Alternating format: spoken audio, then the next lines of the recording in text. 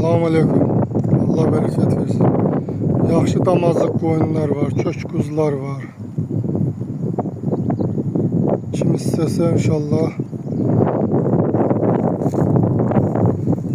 055 562 1040'la əlaqə saxlaya bilər. Hələb keçilər də var.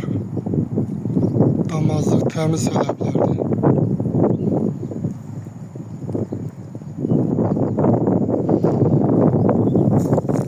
Qurbanlığa kuzu da isteyen olsa var.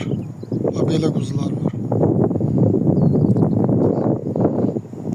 Var o yüzden de var. Çoxdur, heyvan çoxdur. Allah bereket versin.